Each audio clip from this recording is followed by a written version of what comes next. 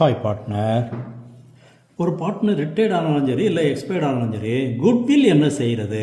பொதுவாக நம்ம படிச்சிருக்கிறது gained partners capital account debit to retired or deceased partners capital account. அவருக்குரிய ஷேரை கெய்னிங் பார்ட்னர் அந்த கெய்னிங் ரேஷியோவில் எடுத்துக்கிடுவாங்க. இதுதான் சில நேரங்களில் குட்வில் ஃபுல் வேல்யூக்கு ரைஸ் பண்ணி புக்கிலே வச்சுக்கிட சொல்லலாம்.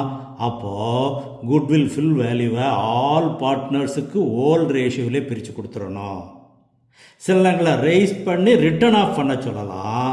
அப்போ ரைஸ் பண்ணுறது ஓல் ரேஷியோவில், ரிட்டர்ன் ஆஃப் பண்ணுறது நியூ ரேஷியோவில் கண்டினியூங் பார்ட்னருக்கு. சில நேரங்களில் ரிட்டையரிங் பார்ட்னர் ஷேரை மட்டும் ரைஸ் பண்ணி ரிட்டர்ன் ஆஃப் பண்ண சொல்லலாம். அப்போ 2 என்ட்ரியாக காட்டுவோம். அப்போ goodwill account debit to retired or deceased partners capital account. அதே இது continuing partners capital account debit to goodwill account 2 என்ட்ரியாக காட்டுவோம். அந்த 2 என்ட்ரிக்கு பதில் தான் இது அட்ஜஸ்ட்மெண்ட் என்ட்ரியாக போட்டுறது. இதுதான் சாதாரணமாக செய்கிறது.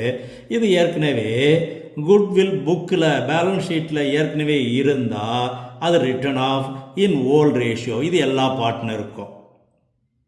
சில நேரங்களில் ஒன் கண்டினியூங் பார்ட்னர் சாக்ரிஃபைஸ், அப்படி சாக்ரிஃபைஸ் பண்ணால் அவருடைய ஷேர் ஆஃப் குட்வில்லும் அவருடைய அக்கௌண்ட்டில் கிரெடிட் எழுதிடணும். முக்கியமானது.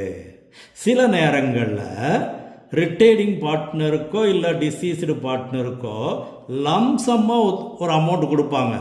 அதாவது ஆஃப்டர் ஆல் அட்ஜஸ்ட்மெண்ட் ஒரு 2 lakhs கொடுக்க வேண்டியிருக்கும். ஆனால் 2,50,000 கொடுத்துருவாங்க. கொடுத்து கணக்கை முடிப்பாங்க. That 50,000 his share of goodwill. அதிலிருந்து நம்ம ஹிடன் குட்வில்னு கண்டுபிடிக்க வேண்டியிருக்கலாம்.